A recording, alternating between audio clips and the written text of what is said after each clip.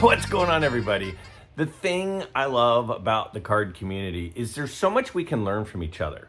So many different opinions, different ways to collect, different things to collect, different eras to collect, different grading companies to collect from. There are so many options, and that's part of what makes it fun. And one of the things that for me personally, I really, really enjoy is learning from other people how they like to do things. So it's one of the reasons that I absolutely love my Monday videos where I ask questions to all of you because I'm genuinely interested. When I say things like, are you a quality collector or a volume collector? I really want to know, how important is centering to you? What grading company is it that you prefer and why? Or do you prefer ungraded and why? I ask these questions because I'm genuinely curious about how others collect. Because the thing about collecting is it is a journey. It does take turns and bends in the road that we weren't expecting. There are times where we think that we're headed in one direction and we completely change course. So I'm really excited that this evening I get to have a conversation with two guys I really like a lot, really respect a lot, and are clear evidence of how we can change the way we collect. And that's okay. If you've been going in a certain direction for a while and you think it's time to make a change, it's okay to do that. So I pick the brains of a couple of guys that have some really good thoughts, and I see on their channels all the time them share different ideas on how they collect, and I'm constantly learning from them. So finally, I decided to have both of these guys on my channel. And the first is John from 3D80s Kid. Great guy, lives on the West Coast, just a state above me. And he has changed the way he collects several times. And I'm going to probe into that a little bit. I'm going to ask him why and how, and to explain how that all happened. The other person is a great guy, Chris from Missouri. And Chris has, such a long history of collecting all the way from his youth to now. And he's got so much volume. He's been talking on his channel recently about how he's been doing a lot more, dealing and going to shows and selling because he's kind of again changing some of his habits and some of his interests. So I'm really excited for this conversation. I hope that you enjoy it.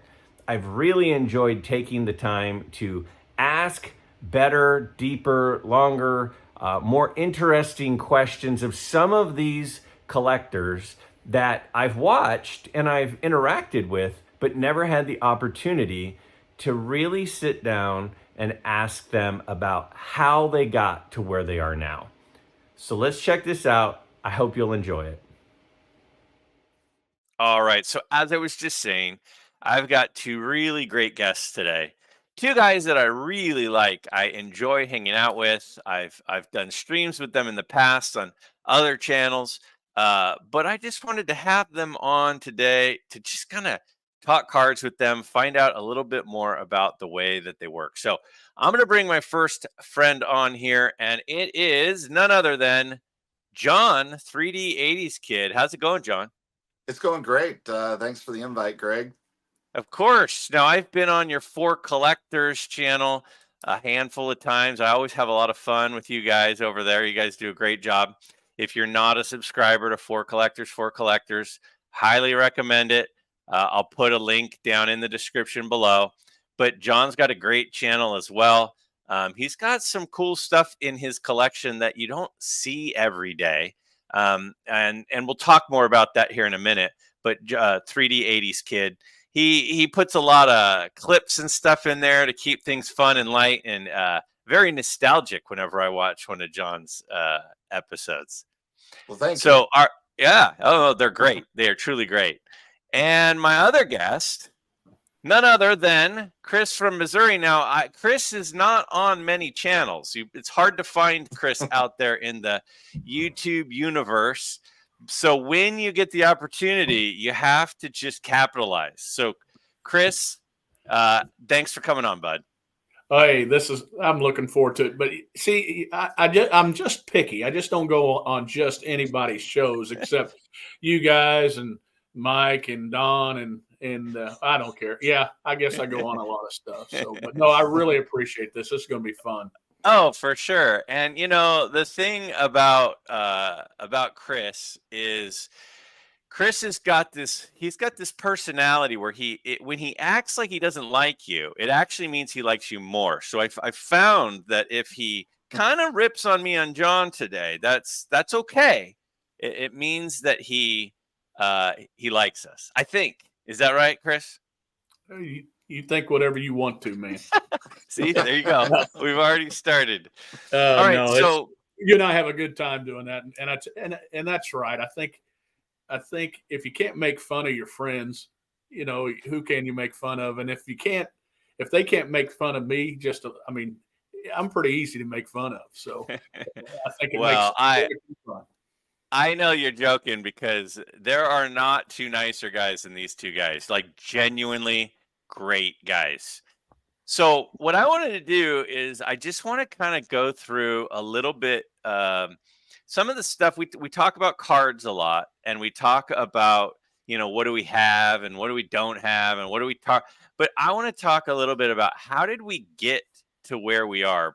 And John, tell us just briefly, like, when did you start collecting? And then did you take a break? Did you come back? Have you gone all the way through? Like, just kind of briefly, what is your background with your collecting? Well, it all started for me in 1983, opening packs of Donruss. And at that point, I did not open enough to have a complete set. Like, out of the three big rookies, I only got the Gwen. And the disappointment of not being able to collect all those cards, then subsequently I was getting complete sets, just buying the whole set, having, like asking for my mom to buy it for me for Christmas type of thing. So I ended up just doing complete sets purchases through 1988. Did not open a single pack of cards again until 1989. And then the floodgates opened as far as opening packs. At that point, I had a little bit more walking around money, as I was a teenager at that point, and I would be riding my bike to the store and buying the packs out of the corner store every chance I got. And then things just completely exploded in 1990 because my mom was actually kind of a collector / hoarder. Of her thing was 45s and records. Sure. And so she was fully supportive of my card habit at that point, and we opened things together and sorted, trying to get complete sets.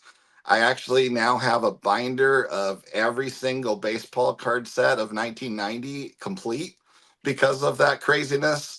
A complete basketball set of hoops and what was the shiny one with the black? The Skybox, the two different football sets, and we didn't watch a lick of hockey, and we bought a whole bunch of hockey cards even. I mean, it was that nutty in 1990.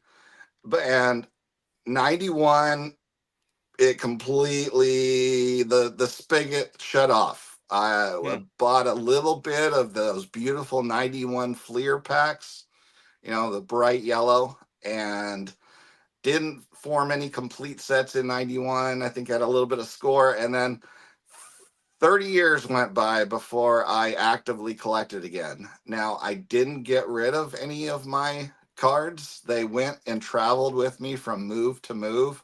Well, at least after I finished college.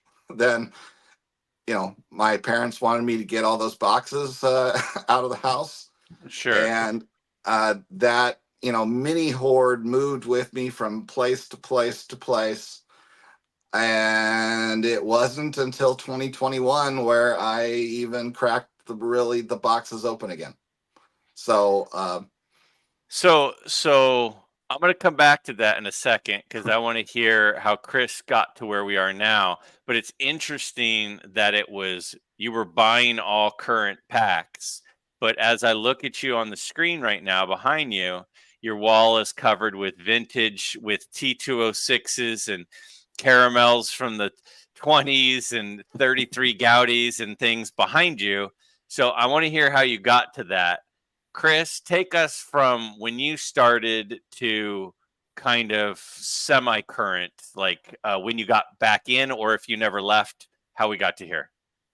Okay, well, I'm going to be one of the very few guys that maybe collect cards that very seldom opened up packs. Now, I did. I opened up some packs, but I started collecting cards in 1975, 74 and 75 as a 7-year-old, 8-year-old. I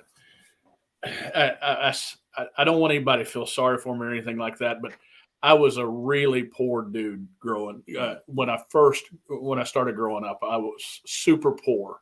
I mean, I'm sure there's more poor people than me out there, but I grew up in a place called Greasy Creek, Kentucky, in a hillbilly in eastern Kentucky, and we lived in a coal mining town, and we didn't have running water for the first 8 years of my life. So that's a true story. So there was no money for parents to buy me packs and that kind of stuff, and I hadn't really collected until we moved to Missouri, and moved into a neighborhood that I was one of the youngest kids in the neighborhood. But, so I mowed yards for cards. I was given cards and mowed yards from cards. And then when the kids left to go to college or, started dating and needed some extra cash, since I mowed yards, I would buy their cards. But more kids gave me their collections than I ended up buying. And anyway, so let's go so that's what in high school, I was already a vintage collector. Didn't open up packs and stuff like that. Went off to college, still collected, set up at one card show, made a little bit of money. But I remember selling a 1976 Mike Schmidt for $5. And like an 8-year-old kid ran up to his dad and basically said, "I stole this card from that guy." And then that was it for me selling cards. I was done. 8-year-old kids were taking advantage of me. So I never did really stop collecting cards. I used them. I used them when I needed some money in college. I used them as collateral for a loan when I first got my first teaching job. Greg, you're a teacher like I was, and that first contract you get, you don't get paid till about 30 days after you start. And right. I needed to get rent, and I needed a place to live. I needed down payments for water and gas and all that kind of stuff. So I went to the bank and used those cards as collateral. A little bit farther than that, after about 3 years of teaching, I met this girl and decided to use George Brett rookie cards as collateral for the money I didn't have for the rest of her wedding ring. So, and from that time on, my wife and I have now been together over 30 years, and I never stopped collecting cards. Now, there was a lot of times it wasn't so important, but if you guys remember in 1985, you could buy complete sets. You didn't have to put the sets together. So that made me a set collector, because what I would do, I would buy a complete set of Topps baseball cards. Then I would buy the Fleer update, and it would go in the closet. So I became a set collector, and then slowly I worked my way down putting together sets. But I'm not a set collector anymore. And if, I do this, I'm not trying to do a cheap plug here, but I do a showcase showdown with Mike Baseball Collector. And I don't have some of the 85 to 90s cards that he does when we do a showcase showdown, is because I I kept the Hall of Famers from the 80s on down and sold off the rest of my sets. So now I am a player collector, and I love, I'm a post-war rookie Hall of Fame collector first, and then a player run collector second. And that's, I never really stopped collecting, but I slowed down. Um, and now that I'm a little bit older, I'm a little bit more aggressive on player runs, and that's where I am. Yeah. Now, John, back to you for a second. It's very interesting to me that you both started as set collectors.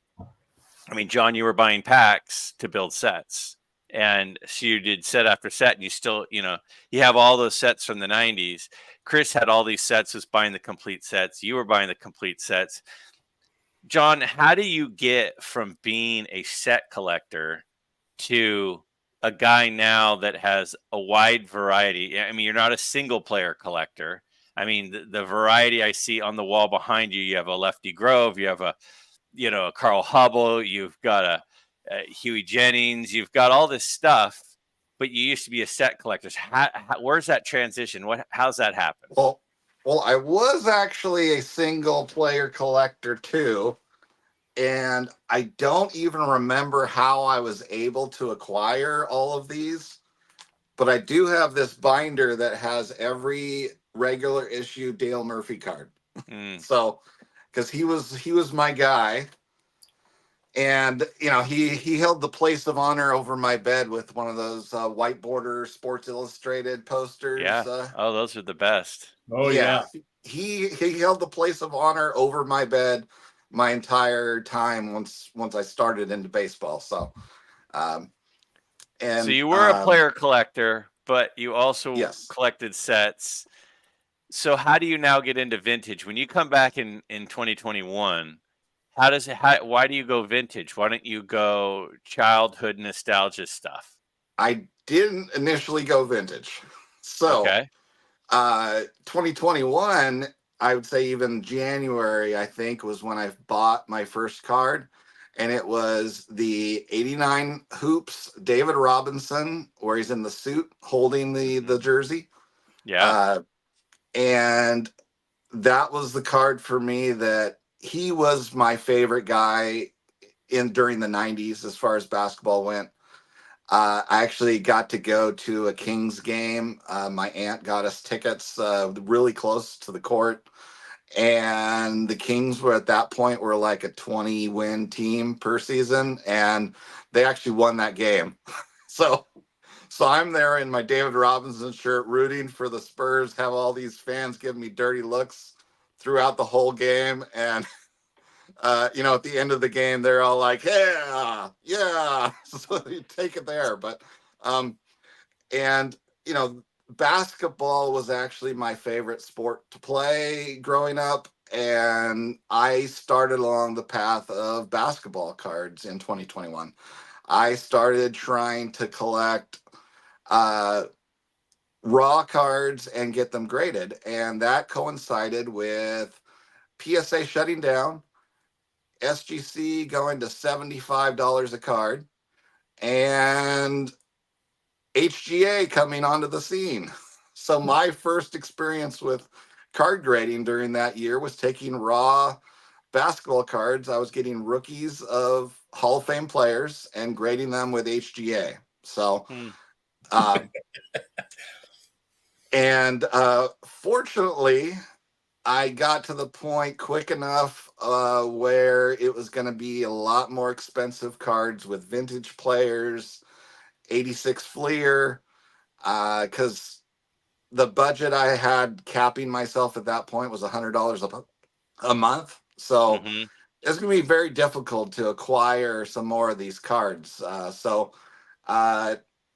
And I fortunately got tired of the project at the time where they still hadn't taken a dump, and I sold most of them for a profit. And, an HGA holder at that time when I sold them was still considered a viable thing. So, so you sell those off, and now you start buying up vintage baseball. How's that happen? Well, for a little bit, I floundered not knowing what to do. That's when I bought a whole run of cards that are non-sport, like of all nostalgic things. Starting with like a Happy Days card with the Fonz. Mhm. One of my earliest Christmas presents I thought was the greatest thing ever was probably when I was 4 or 5. I got a red plastic Fonz cycle. So, and then, the Star Wars cards, so a couple of G.I. Joe cards, different non-sport nostalgia. But uh, it was really YouTube that even gave me the hint that vintage was a possibility, because I still had stuck in my head from a kid of like vintage is this super expensive, unattainable thing. Mhm. And I hadn't even explored it, but it was watching, you start down the rabbit hole like most people in this community say. I watched Mike Moynihan on Golden Age of Cardboard. It was my first experience with vintage cards on YouTube. And Mm. from there, that leads you watch a few of his, and then you start getting recommendations for the other channels, and you just keep going and going. And then you get excited about vintage, and then you actually start to research and look into it, and it's like, hey, there are affordable options. So Yeah. um, it's before you were on here telling us every week that there's these $50 cards or less, so Yeah.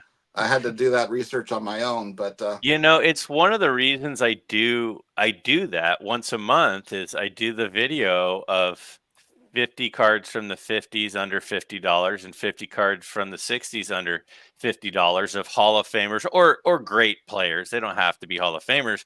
It's because I think there are a lot of people that are interested in vintage, but they literally don't think it's affordable. And I'm like, look, that's a Don Drysdale rookie card. Like that's a Willie Mays card. That's a Hank Aaron card. These cards are affordable, guys. You don't have to think that it's unaffordable for exactly the reason that you're saying right now. And I think that that's something sometimes when we see some of these channels that have these incredible cards that they're showing off, just incredible eye candy. I mean, just today I watched Adam on For Collectors showing off his Mickey Mantle run. And I'm like, the amount of money in that box he's pulling the cards out of, like that doesn't seem that it's beautiful to look at, but it just seems so daunting to get involved in.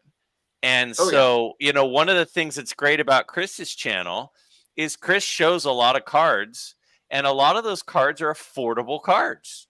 And I know that some people don't like to talk prices on channels. I bought this card, and they don't want to say what they bought it for whatever reason. But I think it's important personally to share prices because it makes people aware of, whoa, that's a Gaylord Perry rookie card in a 4 and it was $60. I could buy a Gaylord Perry rookie card. Like it's education for people to get them excited about participating.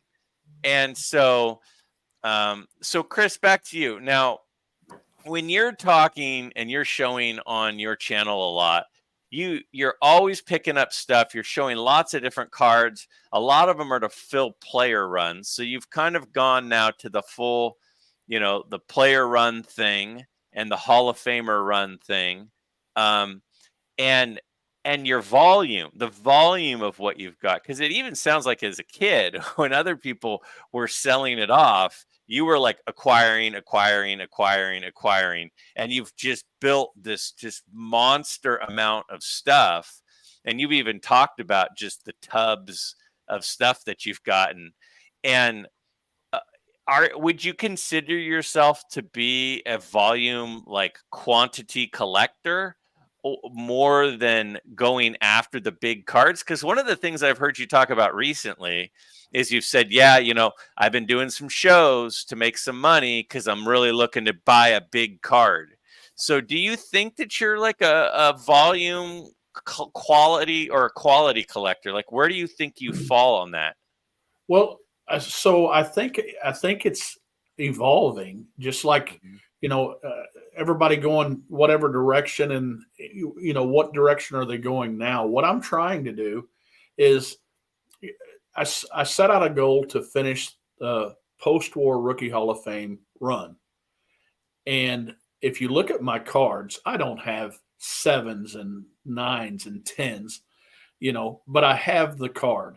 And I play in the sandbox full of baseball cards of graded 2 to 5s, usually.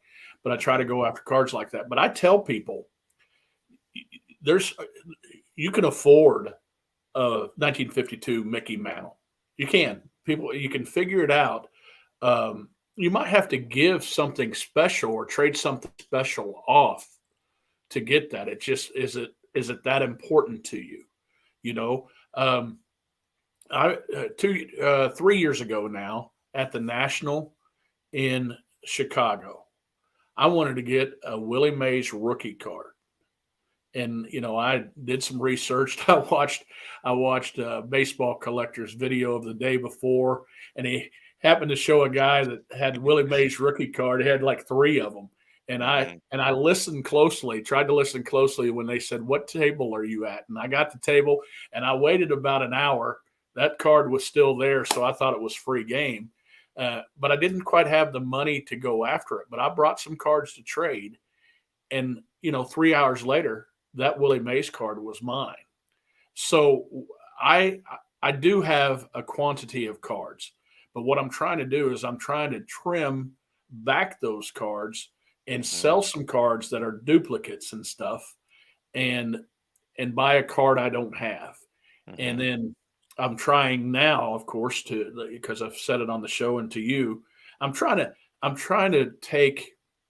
I'm in the time of my life right now that I can afford a little bit of money to go to a show, but I'm not going to take $10,000 cash to a show yet. I still don't have that in my DNA. Whether I can afford 10,000 or not, it just seems weird that I'm going to take $10,000 and buy a piece of cardboard where I could take that same 10 grand and buy me a 1968 Mustang, but what I like to do is I like the challenge of putting together some cards that I think the dealers would want to trade for.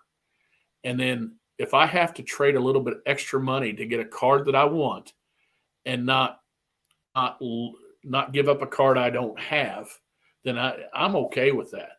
Now, I made a deal with John. John and I have made a couple card deals here the last month or so. And I traded him a card that I don't have a duplicate of. And I'm about to go to therapy now because I don't have that card in my collection. It's a Yogi Berra run. I traded him a 51 Yogi Berra, and I thought, I got caught up in the moment of the trading. I thought, oh, John needs that a lot, and he's got all these cards. I did it reverse. I traded like 3 cards, I think, for 22 cards. Usually I'm going to do it the other way. I want to get the 1 card or the 2 cards, but he did it. And so he took that Yogi Berra, and what it means to me is now I got to get it because I now don't have the Yogi Berra run completed, but it just, yes, I have a lot of cards, but it's my goal is to have less cards next year with a better collection. Okay. So you're starting to kind of trade up a little bit, even though sometimes you have to take 2 steps back before you can take 3 forward.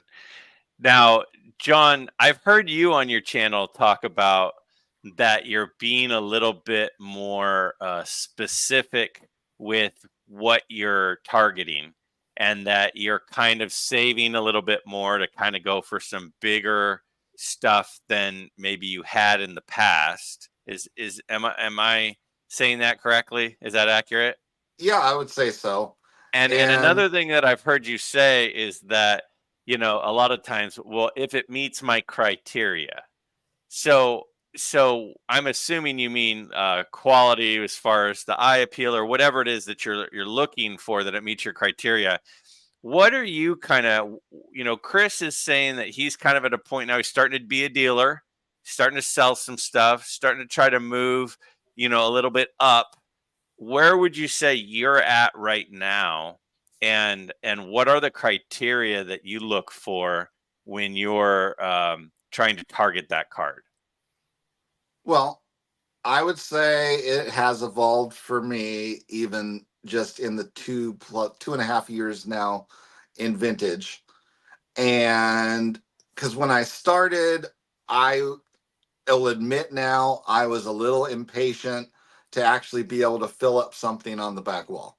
Mm, Because you know, if you watch any of my videos and see my intro, that was recorded at the time of my very first video. My actual my son that's now in 8th grade actually made the intro for me.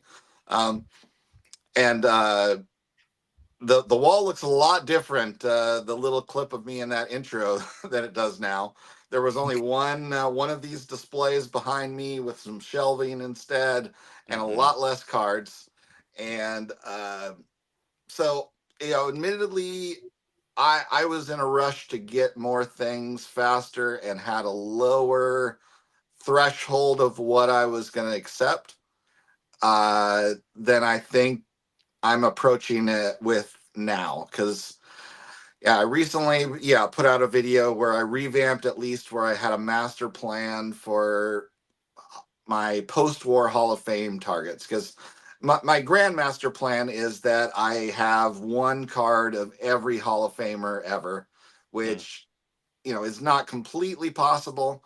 And the other caveat of that is they are a playing days card, because that that's one of the things I'm kind of flipping opposite of what I did as a kid. I was a hoarder, set collector of cards then, Mhm. and everything I had that was of a old time legend was this ugly replica card thing, or like a green bordered legends set. Those weren't real cards. Like this one I have right sitting right here, Yeah. baseball's Oh all yeah. time I greats. I absolutely had a bunch of those. Yeah, I mean, and those are garbage. And Yeah. uh, I think they that's sold them why at I'm the being, book fair after school, and I picked up one of those things with the binder and everything. yeah, My mom gave me those for Christmas, and I think I was, I didn't have the heart to tell her, that they weren't. She just told everybody that she picked me up a Joe DiMaggio card. exactly. So that's why I'm hardcore with this, as far as I want a plain days card of these guys. So like, I mean, one of the early things I even got was a 41, not 41, 40 play ball Walter Johnson. Oh, wow, And yeah. ultimately, I decided I didn't want it. Yeah. And that's why I replaced it with the Bec- strip card up here. because it's not a plain day card, you mean?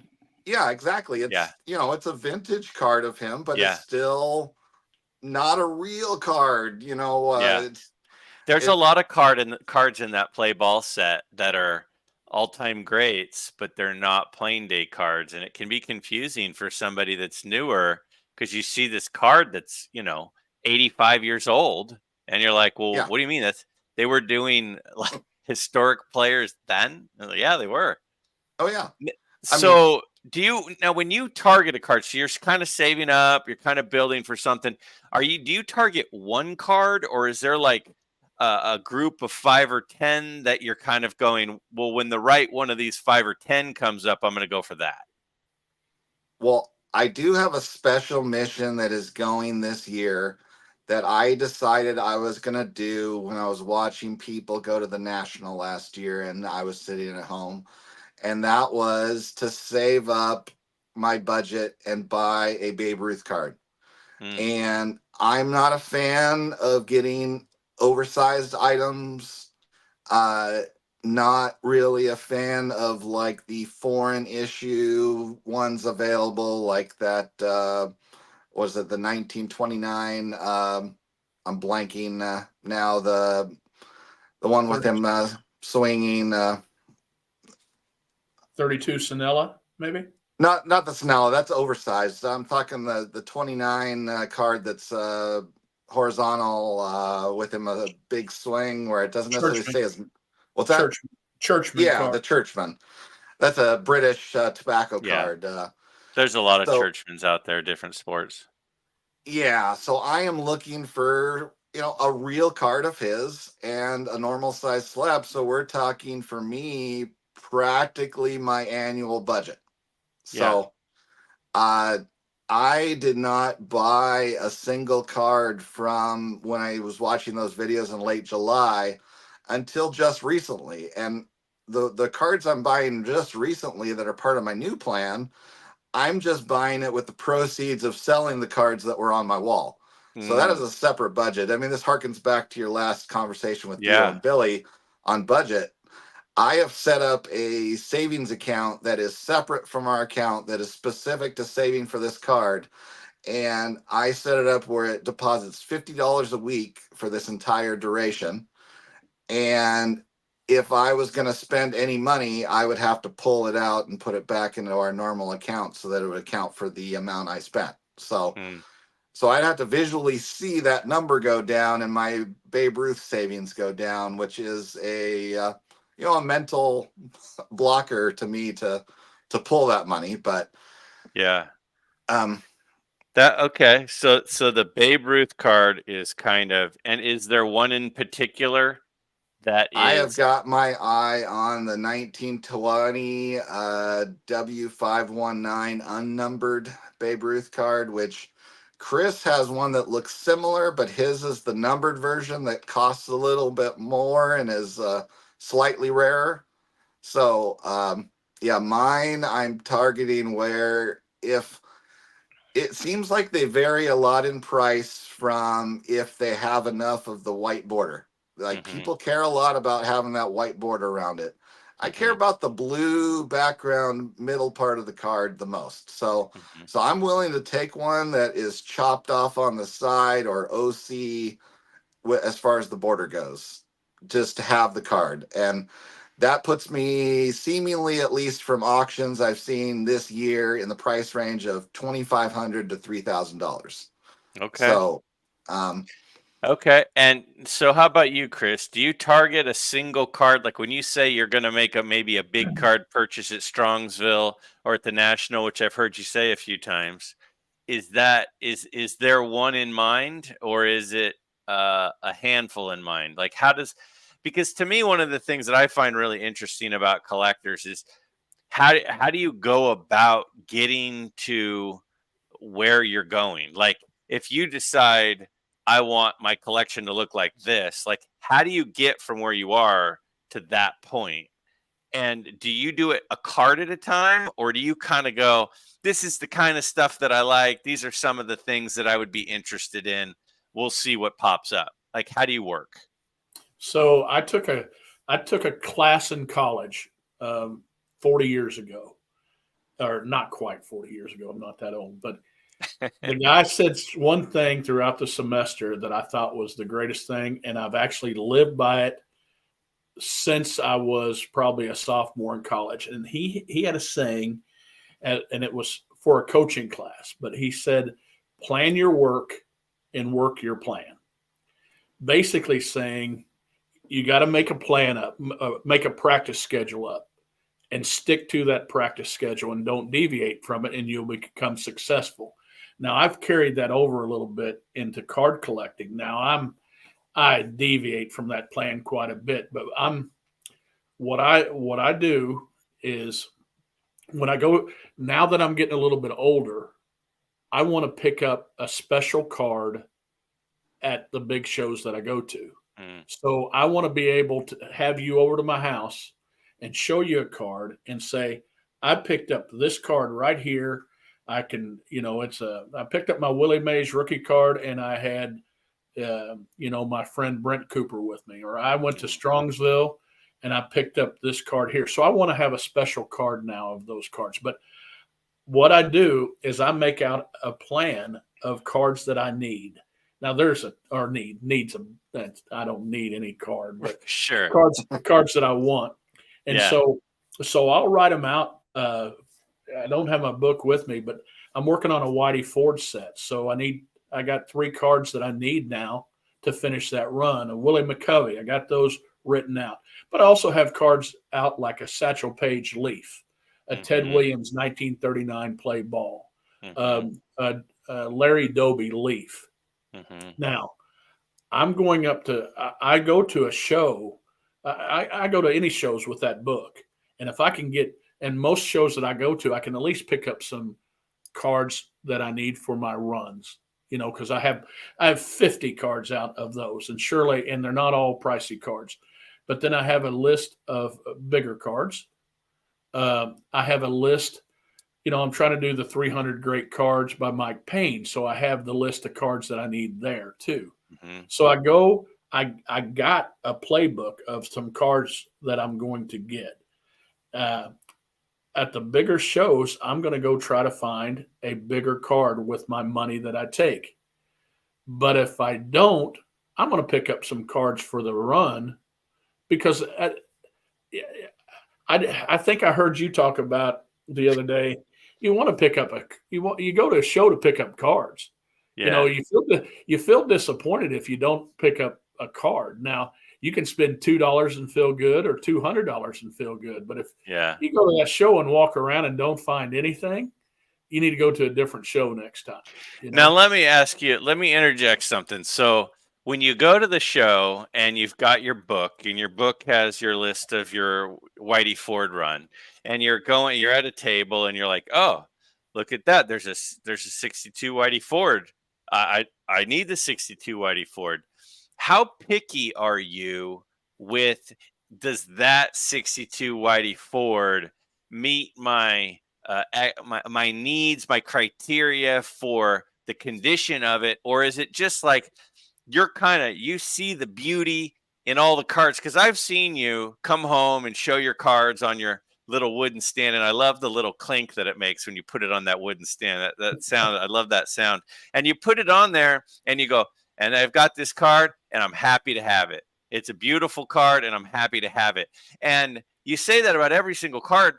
And is it like you're one of these people that sees the good in everything, or is it that these are ones that met a certain criteria for you, and how specific is that criteria, or is it just check mark, I want to just have the card?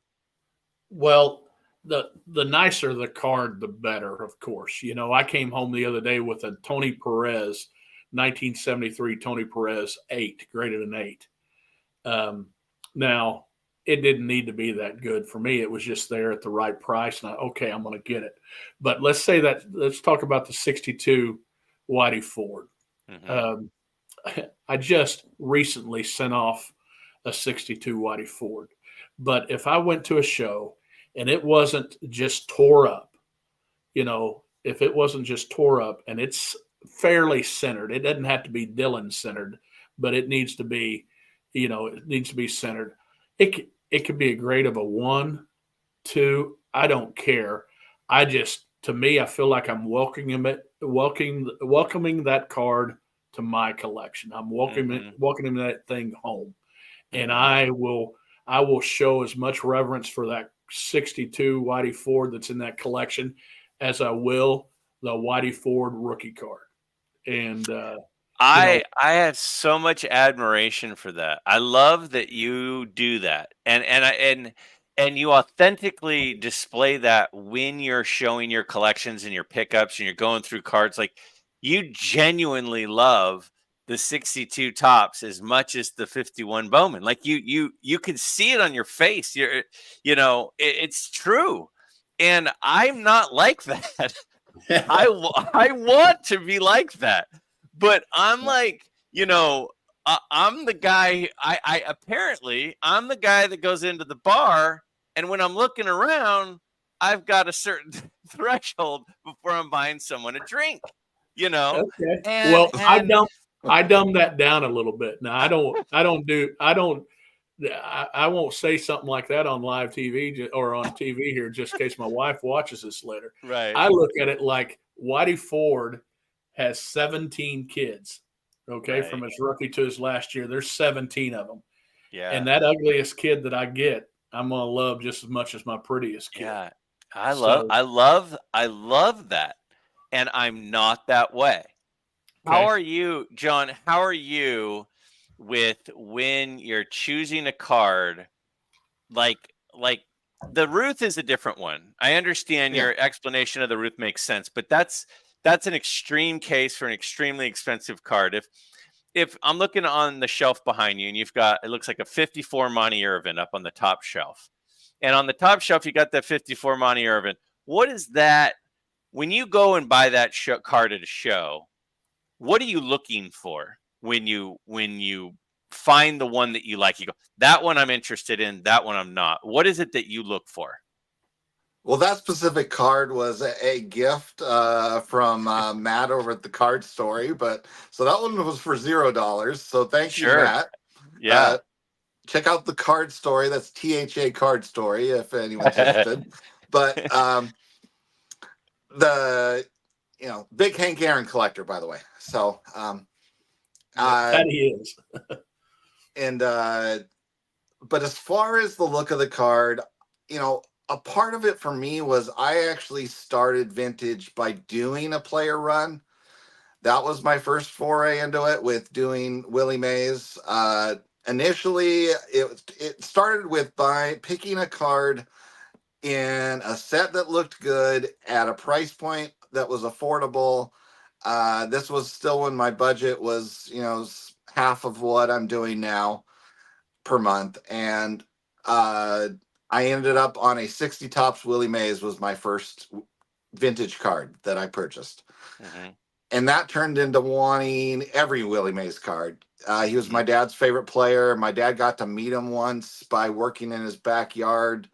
My dad was a utility lineman for PG&E, the utility down in the Bay Area, and did work one day in his backyard at his house in Atherton. So, one of the comments he made is, he's only 5'10", but his hands were like the size of someone who would be like 6'8". So, crazy. But so I have been staring at my Willie Mays run, which is currently at a point of being 55 to 73. I got the back end of it. The cheap end because for me. So, and I am with you as far as like 61. I couldn't really stand. I'm not a big fan of his card in that set even. A few of the designs are pretty lame that Topps did in the 60s. But as I have just had it on the wall, I guess it's almost where I got acclimated to them more. And so are you a centering guy? Are you a corner guy? Are you are you just welcoming to the family like Chris? Like, where are you? Well, I have figured out that I'm not always a centering guy. Like, I have some very OC cards there, but they have to be from particular sets. I've come to realize, like, I probably want to replace my 57 Mays that is very OC because 57 Tops needs to be at least moderately centered or it doesn't look good. There's a few sets that just don't look good when they're severe OC. Okay. Again, I don't have to be Dylan ever, but and like even one of my favorite cards is my 56 Ted Williams that's completely OC, top to bottom.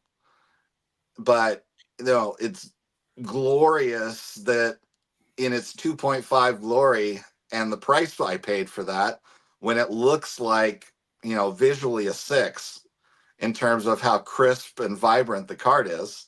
Yeah. Which I could in no way, have to save half a year's budget to afford a 6. But, I was able to get that card for $140. So, Sure. but, So it kind of depends. You don't have any specific ranges or centerings or corners or image. It just kind of depends on the look of that particular year, that particular card. Yeah, the absolute number one factor for me is the photo quality, the crispness, sharpness, the colors, and I'll tolerate wrinkles as long as they're not through a primary element, like Mm-hmm. definitely not through their face. Mm-hmm. You know, I've have some of my cards where it's like a wrinkle's going through the name portion of the name tape, you know, Mm-hmm. or the name is on the card, but the picture is just gorgeous.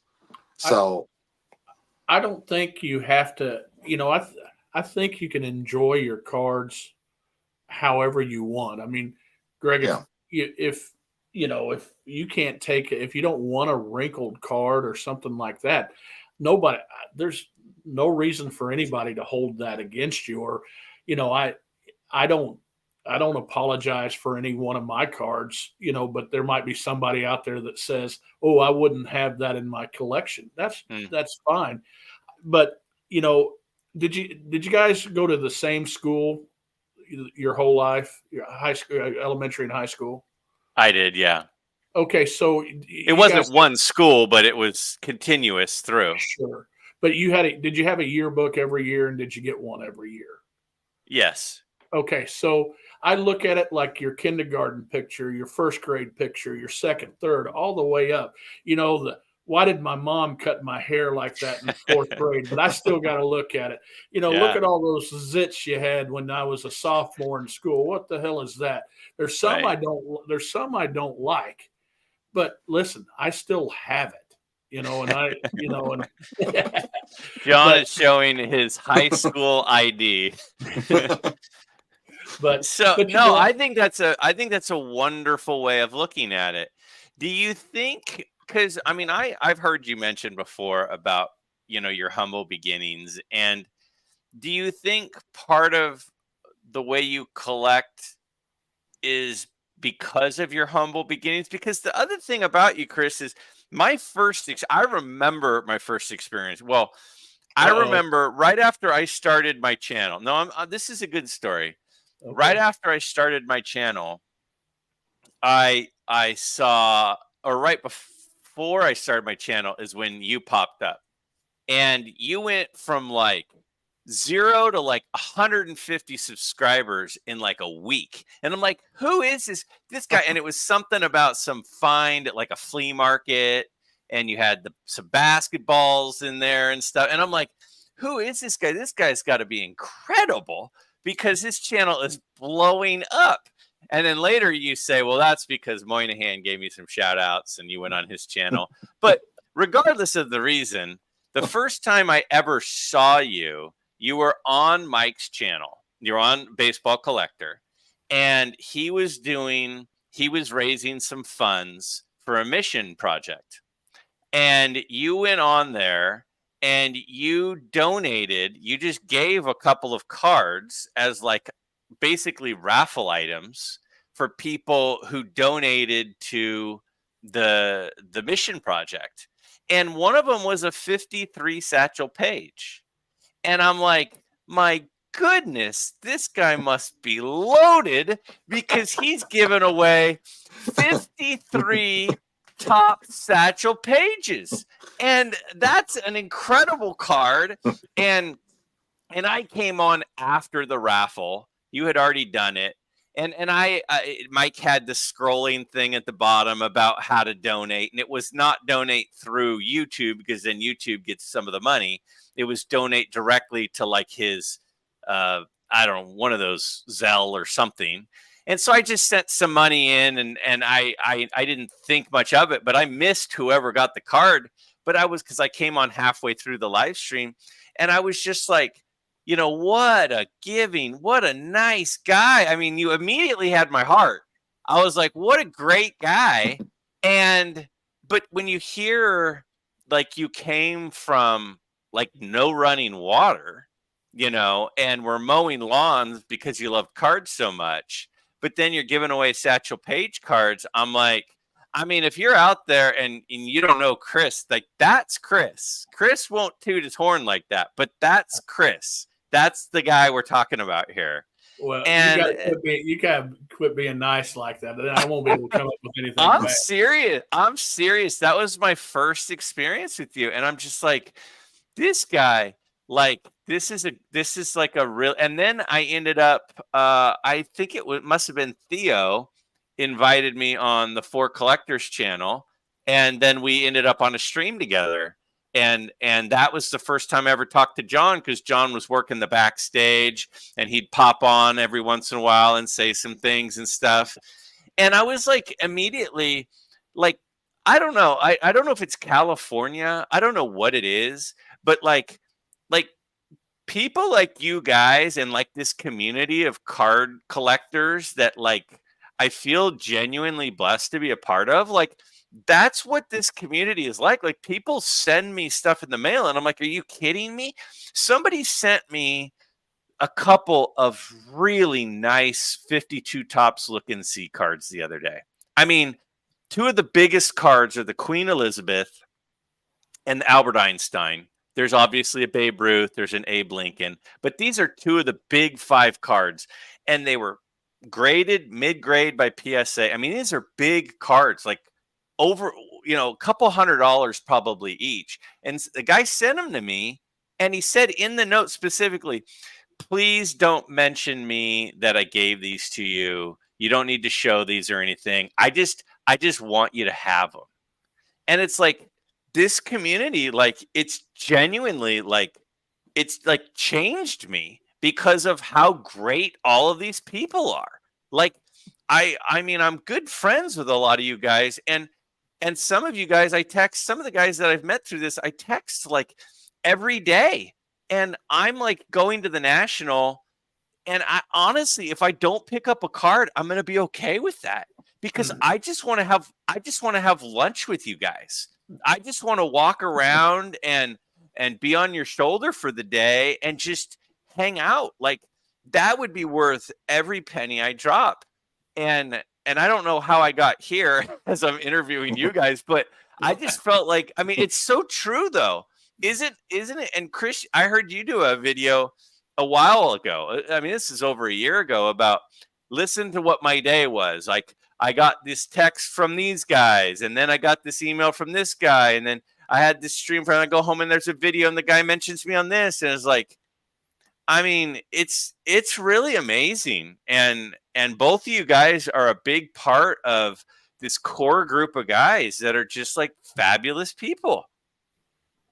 Well, so doing that, when I did that fundraiser with that Satchel Paige giveaway, I started to learn a little bit more about the community too, because I just started YouTube. I hadn't been on for 3 months. Nobody knew who I was, really. I mean, I had 400 or 500 subscribers, which is great. I'm not putting that down, but I was giving away a Mike Trout rookie. Yeah, that was the other one. Yeah. And I wish I could shout out their names right now, but I forget how much money we raised. I think we raised $5,000, for this mission trip after all that was said and done. But I had guys that sent me, sent me $200. Don't put me in the raffle.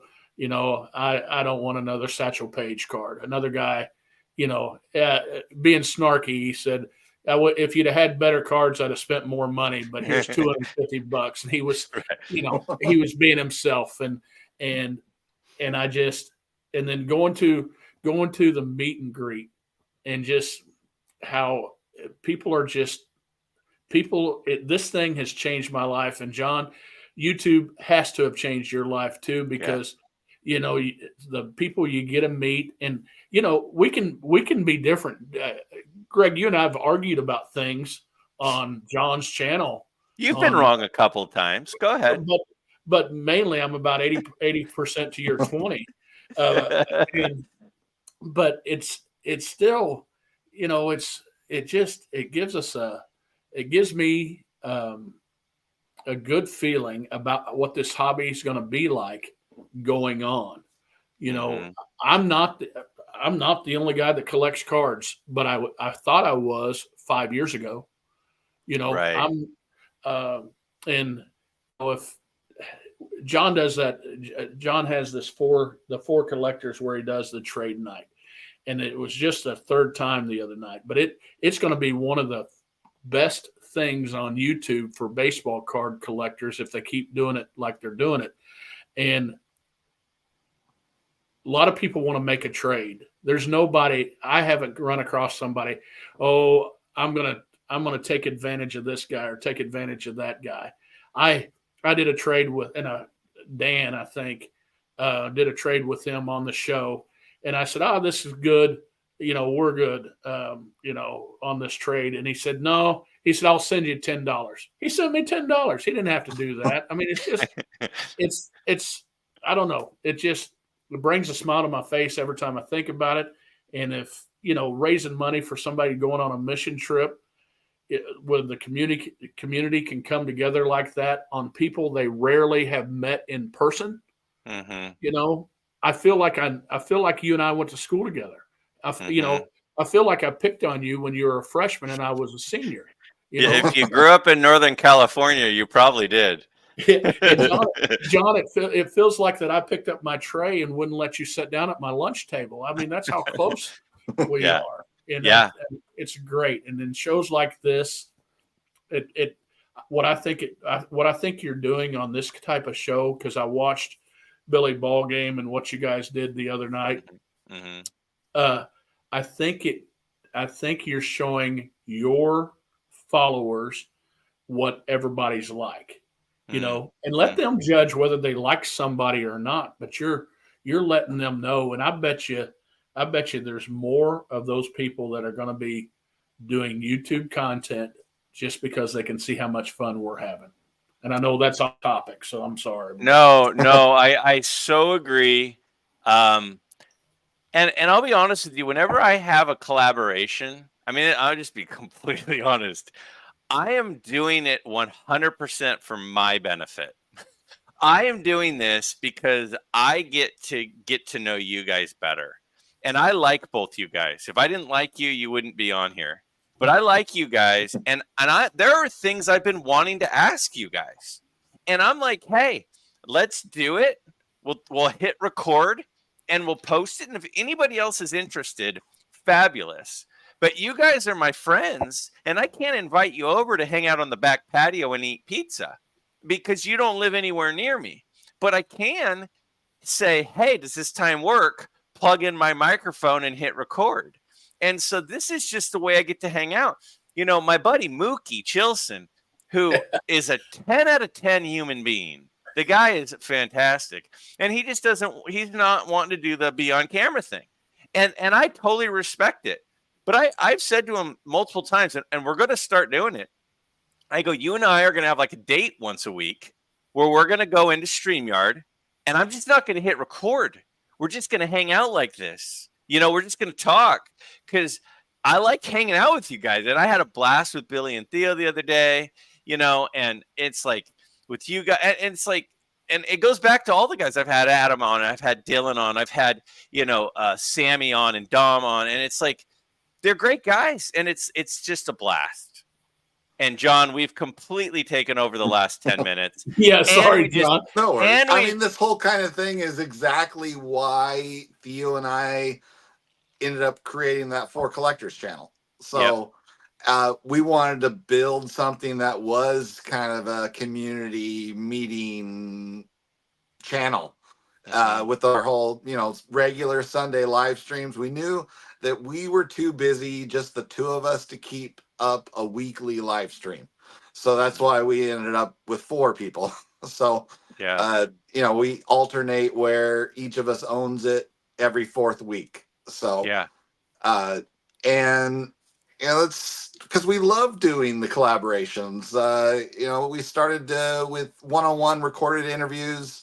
Then we started doing live streams, trying to come up with all kinds of different topics and guests, and just trying to bring in as many people as are willing to actually put their faces on screen. So that seems to be our only limitation as far as pulling new people. Is a lot of folks are camera shy in this community, and I term hand models, but I'm one of these guys that's I mean, when you guys finally meet me in person, you're going to go, he kind of seems off. And I'm going to be like, no, I'm actually just kind of shy.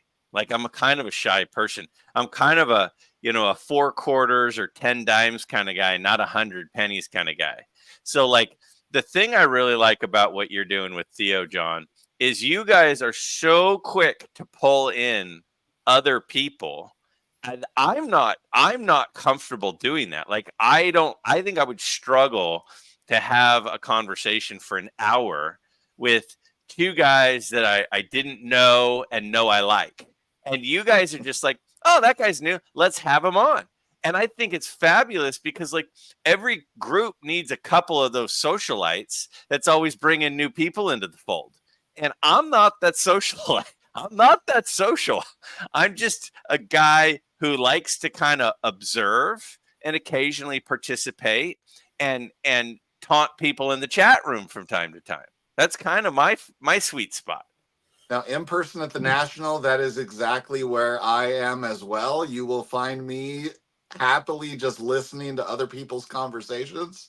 Yeah. And only speaking if someone directly comes to me one-to-one. So, and I'm the complete opposite. You'll find me at the National up on top of a table, swinging your shirt. Yeah, my goal is to get another close friend this year. I set that up. We got to remember what we're doing collecting cards is not a big deal. But what we're doing right here is a big deal. And the first time I met Mike Moynihan, I was a lurker and stuff. And I met him in Chicago. He invited me to the meet and greet. And I met him in Chicago. And he shook my hand and set me down. And I wanted to talk to him. And I said to him this, I remember saying this to him, and he'll repeat it too. I said, what you're doing is important. Now, collecting cards is not important, but what you're doing is important because you made a connection to a short, fat guy in Middle Missouri that had nobody to talk to about his hobby. And now, and I get to be friends with somebody that has the same kind of background that I have, or, and same kind of interests as I have. And what also makes it important, when I did my first video, Don of Don Field of Dreams reached out to Mike to get my number. And the day after my video came out, Don and I became friends. Look how many friends have been made since you guys have been on YouTube that you would truly call friends. And you have friends that you've been friends with for a long time that you don't communicate with them near as much as you communicate with your new friends.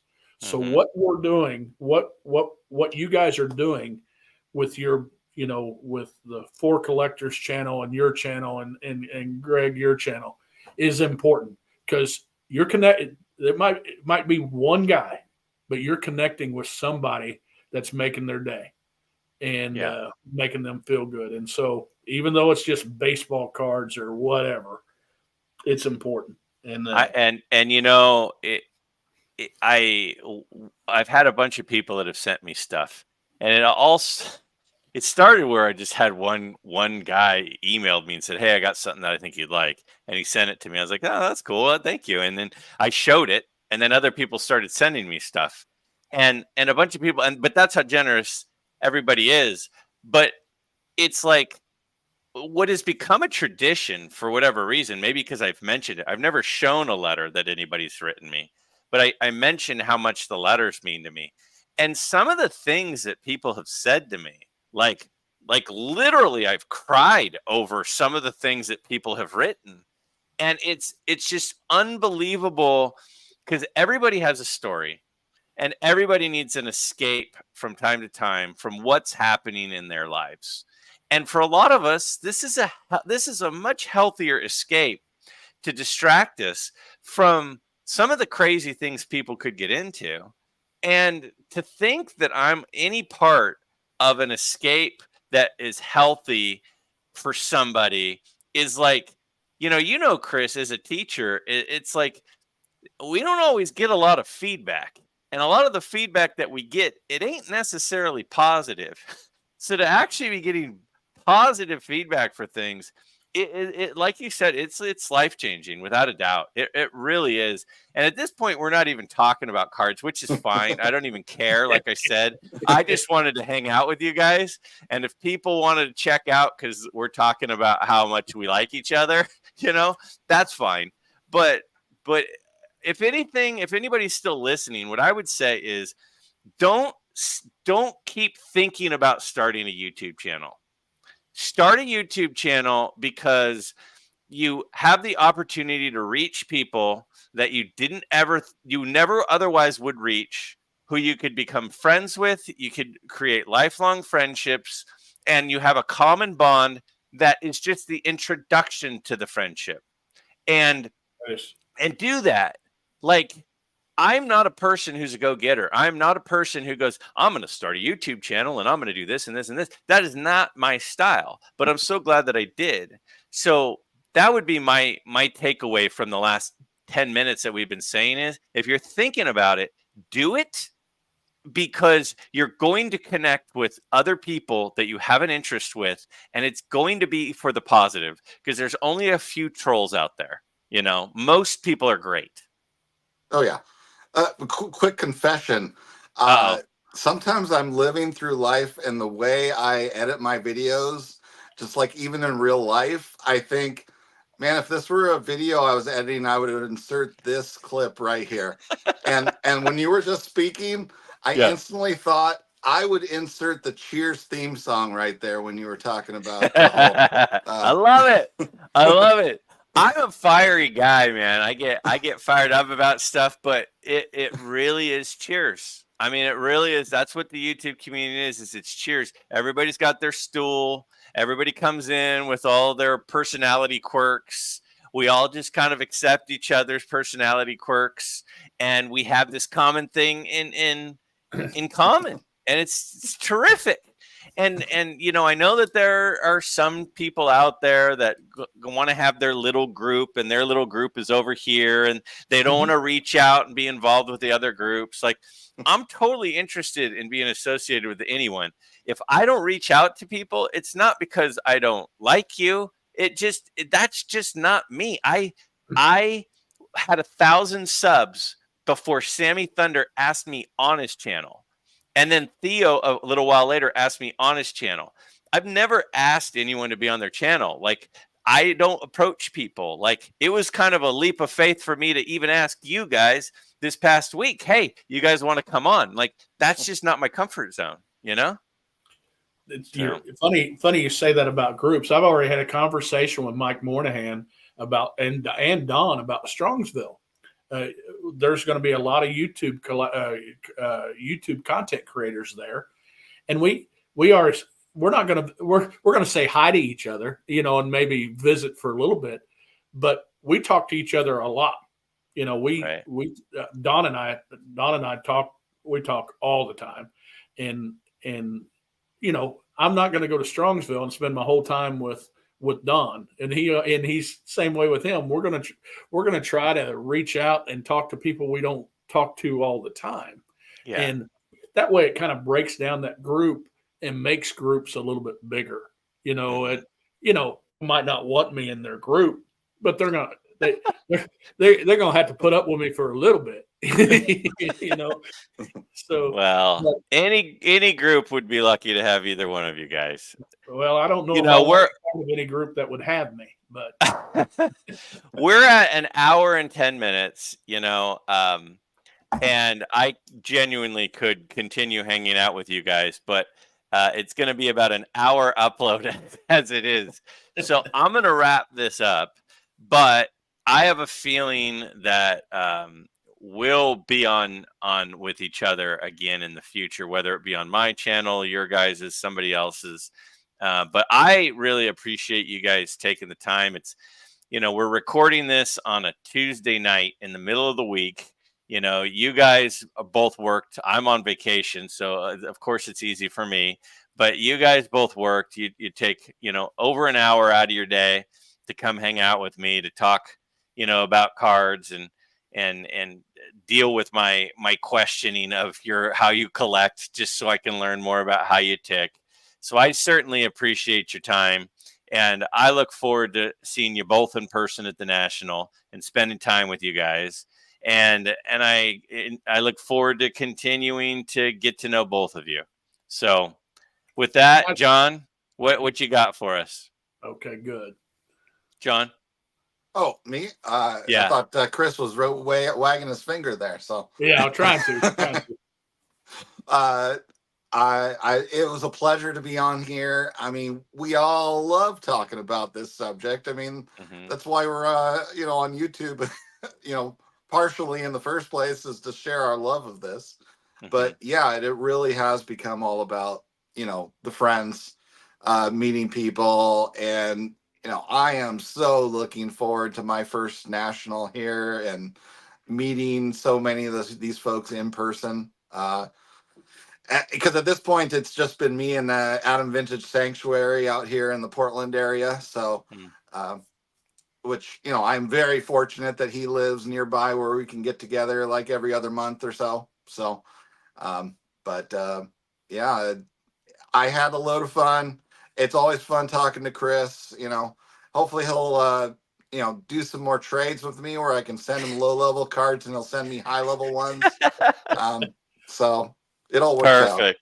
Chris, what's your final send-off for us? Well, I tell you, so I truly love both your guys' channel. John does so much stuff to make his things work with the amount of technology he puts in. And Greg, when I first saw your channel, I watched it once and I said, you and I, there was something there that didn't click with me. And I thought, and then then Theo kind of intervened a little bit. Theo, though, he's a little bit too sensitive. He wants everybody to be friends. And he said, when Greg does a video, he does all the research and stuff for that. Cause you were spitting out these percentages and all that kind of stuff. And I just thought you downloaded it from somebody else's, page. And I started watching your video and I respect you and what you do and your channel. I mean, you got so many followers and you deserve every bit of it. And I tell you, the person I want to have a drink with, whether I have to buy him a beer or a Pepsi, is at the National. I'm going to be the first one to introduce myself to your dad, whether he likes me or not. So your dad's going, right?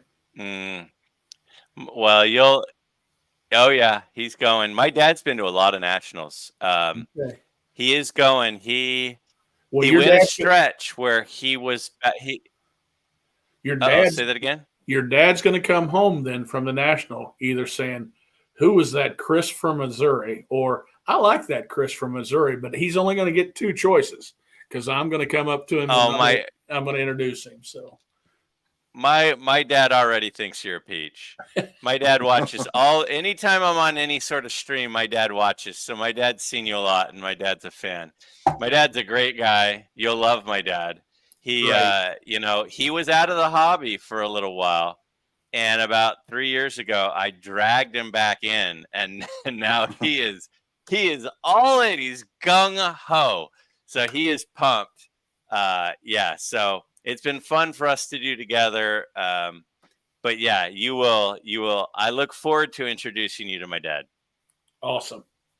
So guys, again, thank you. Anybody out there that's still listening, thank you. We mentioned a lot of different channels, a lot of different people. It really is a great community. I'm pleased and thankful to be a part of it. And hey, thanks for listening.